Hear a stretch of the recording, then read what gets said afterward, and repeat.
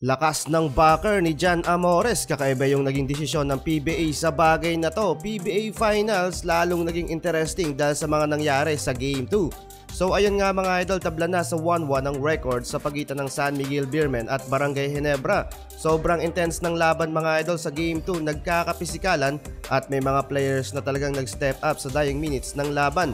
Hanggang sa umabot pa ng overtime, buwat mode din mga idol ang import ng SMB, leading scorer at kumamada ng 35 points, 8 rebounds, shooting 10 of 21 from the floor. Samantalang si The Kraken mga idol, binuwat ang SMB as usual lalo na sa depensa. Kumana din siya ng double-double sa stat sheets with impressive 23 points and 21 rebounds.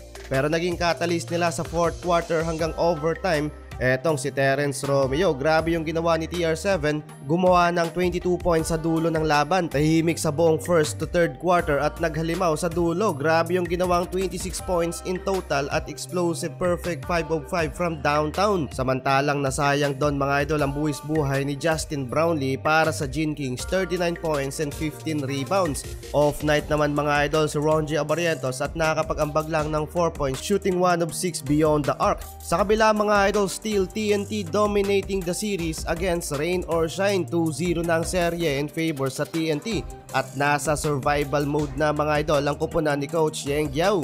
Samantalang balitang PBA pa rin tayo mga idol, kakaiba yung naging desisyon ng PBA sa kanilang pagbaba ng sanction para kay Jan Amores. Kung sa iba nga ay indefinite ban, pero dito lakas ng backer ni Amores, 15 game suspension o whole conference ngayong 49th Commissioner's Cup na hindi siya makakapaglaro.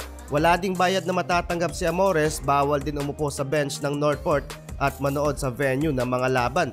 Pero still pwedeng mag-join sa practice ng Northport at pwedeng makakatanggap pa rin ng minimal allowance mula sa mother team. Pinatawan ng parusa si Amores for violating UPC or Uniform Players Contract. Paliwanag ni Attorney Ogie Narvasa na pinatawan nila ng parusa si Jan Amores batay sa kanyang paglabag sa PBA rules, hindi dahil sa kanyang criminal action, which is husgado na daw ang bahala doon. Ayon naman kay PBA Commissioner Willie Marshall na parang anak natin itong mga players. Pag may anak tayo na pinarusahan natin pero hindi natin pinapabayaan. Kaugnay ito mga idol sa shooting incident trending last month kung saan naglaro si Amores sa larong labas. Hindi lang isang beses nasangkot si Amores sa gulo pagdating sa basketball at nakakarami na nga ito. Sigaw nga ng basketball fans dapat maban for life ito sa basketball dahil hindi daw magandang ehemplo ang pinakita ni Amores para sa mga kabataang basketball player. Pero hope so na magkaroon ng pagbabago itong si Jan Amores dahil sa panibagong pagkakataon na binigay sa kanya.